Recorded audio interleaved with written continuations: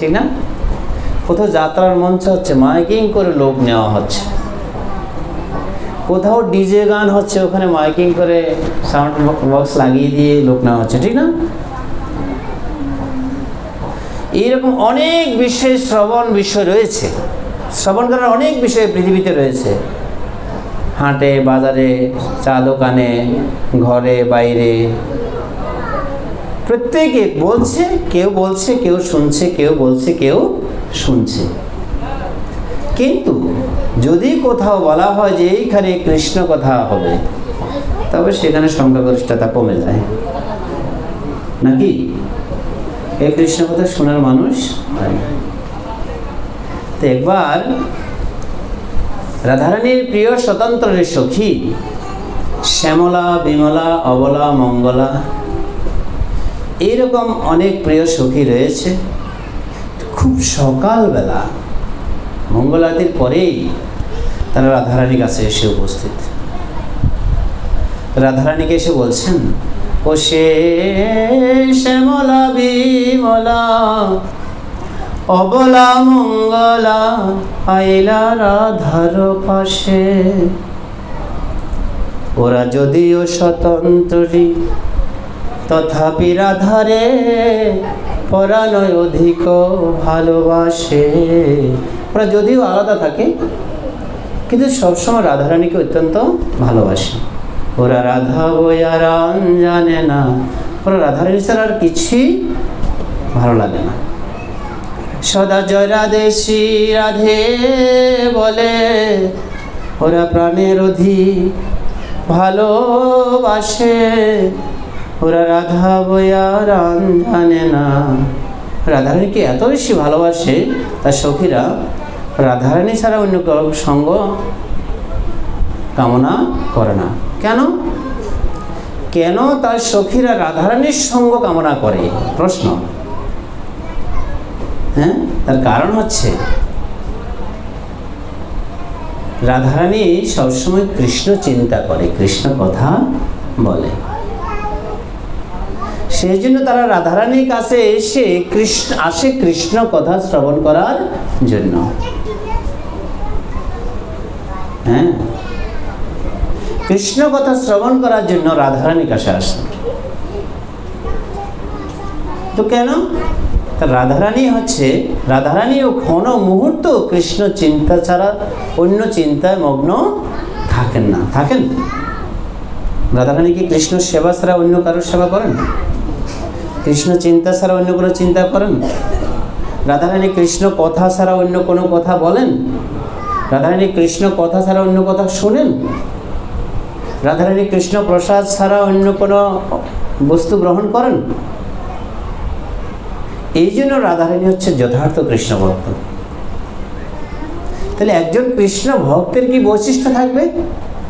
তিনি কৃষ্ণ কথা বলবে, তিনি কৃষ্ণ কথা শুনবে, তিনি কৃষ্ণ কথা চিন্তা করবে, তিনি কৃষ্ণের ধ্যান করবে, তিনি যা খাবেন কৃষ্ণকে নিবেদন করে খাবেন, যিনি যা উপদেশ করবেন কৃষ্ণ কথা উপদেশ করবেন, নাকি?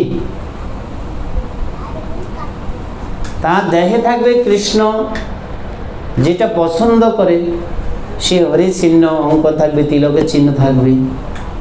কৃষ্ণ প্রেয়সী তুলসী, কৃষ্ণ প্রেয়সী তুলসী কাষ্ঠধারী মালা থাকবে। তো এই গুণগুলি যার ভেতর রয়েছে তিনি কৃষ্ণ ভক্ত। হ্যাঁ কি না? কৃষ্ণ ভক্ত মানে কি? আমি কৃষ্ণ কথা বলবো, কৃষ্ণ কথা শুনবো, কৃষ্ণ চিন্তা করব, কৃষ্ণ প্রসাদ খাবো, কৃষ্ণ ধ্যান করব, কৃষ্ণ তপস্যা করব। তো কৃষ্ণ কেমন ব্যক্তি যে কৃষ্ণ কথা শুনতে হবে, কৃষ্ণ কথা বলতে হবে, কিন্তু কৃষ্ণকে ধ্যান করতে হবে? তিনি কি ধরনের ব্যক্তি? তো তিনি হচ্ছেন এই অনন্ত কোটি ব্রহ্মাণ্ডের মধ্যে তিনি হচ্ছেন শ্রেষ্ঠ। হ্যাঁ কি না? হ্যাঁ কি না? ফার্স্ট ক্লাস না সেকেন্ড ক্লাস না থার্ড ক্লাস ম্যান, কোনটা? Krishna first class man. আমরা থার্ড ক্লাস নাকি? Krishna first class man. আর সেকেন্ড ক্লাস যারা কৃষ্ণ সেবা করে, যারা কৃষ্ণ দাসী, আর যারা কৃষ্ণের সেবা করে না, আমি থার্ড ক্লাস ম্যান, ঠিক না? তো কৃষ্ণ যদি, প্রভুপাদ বলেছেন কৃষ্ণ যেহেতু ফার্স্ট ক্লাস ম্যান, তিনি যেহেতু সর্বোত্তম, তিনি যেহেতু সকলের পালনকর্তা, তিনি যেহেতু ঈশ্বরের ঈশ্বর, পরম ঈশ্বর। কৃষ্ণ কি? পরম ঈশ্বর, প্রভুরও প্রভু, মহাপ্রভু। তিনি জগতের নাথ, জগন্নাথ। নামটা কেমন না? নাম দেখলে তো বোঝা যায় এই ব্যক্তিটা কোন গুণের অধিকারী, না? জগন্নাথ। তা আপনারা এই গ্রামের মানুষগুলো এত ভাগ্যবান, এত ভাগ্যবতী যে আপনারা ইচ্ছে করলেই এখানে এসে জগন্নাথকে দর্শন করতে পারেন।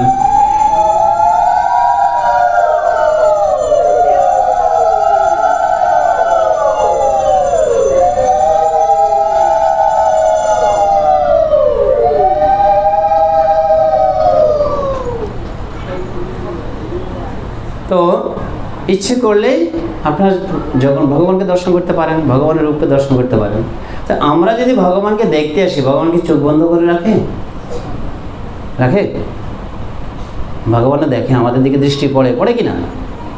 তা আমরা যদি মন্দিরে না আসি, ভগবান দৃষ্টি পড়ে? তার কোনটা ভালো? ভগবানকে একবার হলেও দিনে জগন্নাথকে দর্শন করা উচিত, উচিত কি না?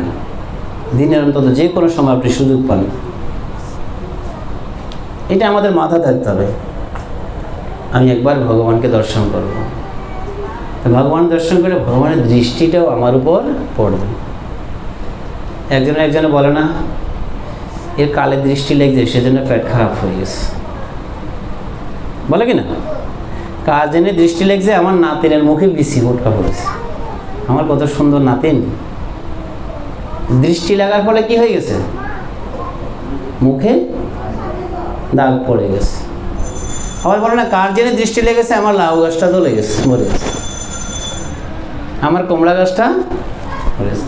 কার জানে দৃষ্টি লেগেছে? আমার পেয়ারা গাছের সব পেয়ারা পোকে ধরে যাচ্ছে, এখন আর ভালো পেয়ারা হয় না। মানে দৃষ্টির একটা প্রভাব আছে কি নেই? এই দৃষ্টির যে প্রভাব, এই প্রভাব যেন সবার প্রতি শুভ দৃষ্টি হিসেবে পড়ে, সেজন্য ভগবান কৃষ্ণেরই আরেকটা প্রকাশ শ্রী জগন্নাথ। জগন্নাথ বড় বড় করে তাকাচ্ছেন, হাঁ কি না? ভগবানের অন্য কোনো অবতারের এরকম বড় বড় চোখ আছে? আছে কি? নেই। কোন রূপের আছে? জগন্নাথ রূপের আছে। আর জগন্নাথ মানে জগতের নাথ। তাহলে কেউ যদি বলে, এই তোমরা এটার নাম কি? বলে জগন্নাথ। জগন্নাথ মানে কি? সবার নাথ। নাথ মানে, গীতায় কৃষ্ণ বলেছেন, আমি সকলের সুহৃদ। সুহৃদ মানে হিতকারী, হিতকারী, যিনি সকলের কল্যাণ চিন্তা করেন। আর বন্ধু মানে আপনজন, কিছু সময়ের জন্য আপন। স্বার্থ পুরালে বন্ধু শব্দটা বাদ। হ্যাঁ? আর সখা মানে অর্জুন আর কৃষ্ণের মধ্যে কিসের ভাব? সখ্য ভাব। তো বলছে তুমি আমার সখা।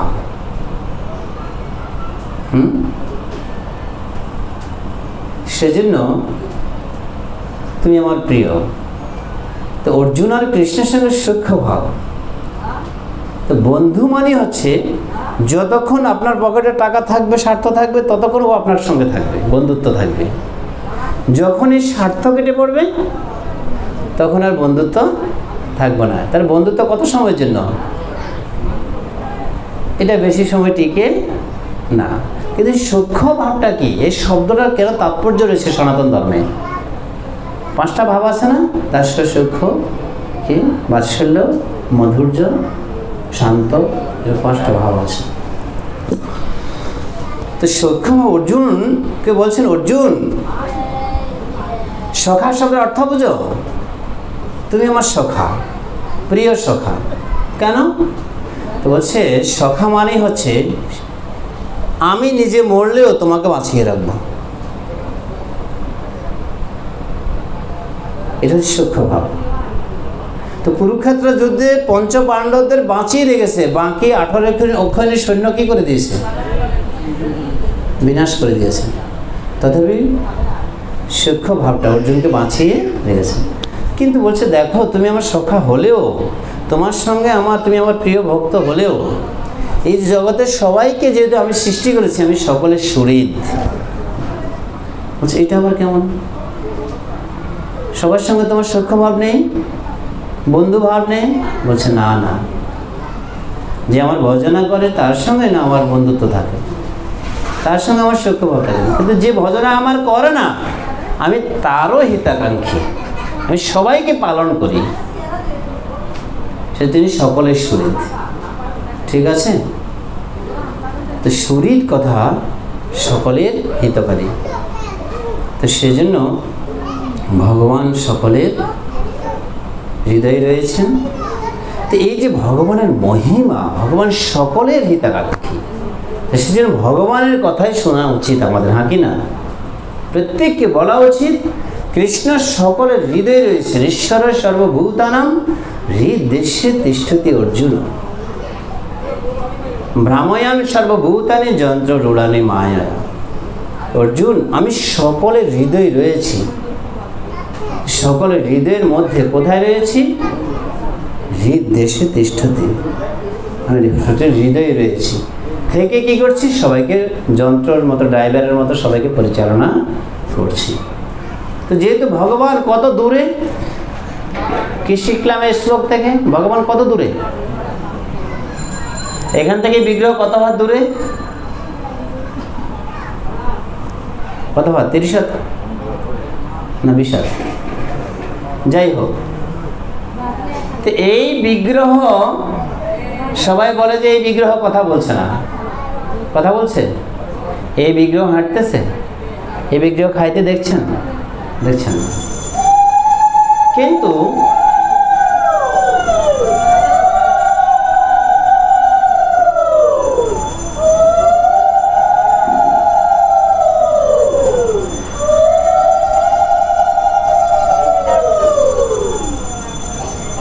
এই বিগ্রহ বিভিন্ন জনে, বিভিন্ন হিন্দুরা কি বিগ্রহ পূজা করে, খায় না, সামনে কতগুলো খাবার দিয়ে রাখে, কথা বলে না, হাঁটা চলা করে না। কেন এটার পূজা করা দরকার? ঠিক না? কেন?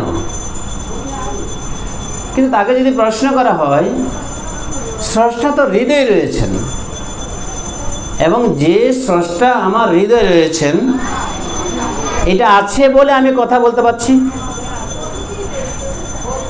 এটা আছে বলে আমি হাঁটতে পারতেছি, এটা আছে বলে আমি হরে কৃষ্ণ কৃষ্ণ কৃষ্ণ হরে হরে, হরে রাম রাম রাম হরে হরে সব করতে পারতেছি, সব বলতে পারতেছি। কিন্তু যদি হৃদয়টা চলে যায়, আপনি নাচতে পারবেন না, আপনি আর কথা বলতে পারবেন না, আপনি আর খেতে পারবেন না, আপনি আর চলতে পারবেন না, আপনার যত শক্তি থাকুক না কেন। তাহলে ওটাকে যদি আপনি জড় মনে করেন, কিন্তু হৃদয়ে যেটা আছে সেটা কিন্তু একদম জলজন্ত, হ্যাঁ কি না? কি গো? প্রত্যেকটি জীবের হৃদয়ে যে ভগবান রয়েছেন, ওটা কিন্তু একদম সতেজ। সজীব না নির্জীব? উনি সজীব, উনি একদম জ্যান্ত। তাহলে উনি কত দূরে আমার?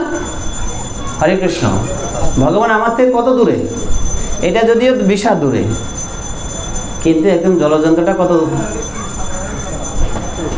একদম হৃদদেশে। হৃদয় কোথায় থাকে? হার্ট, হৃৎপিণ্ড, এই খাঁচার ভেতরে থাকে।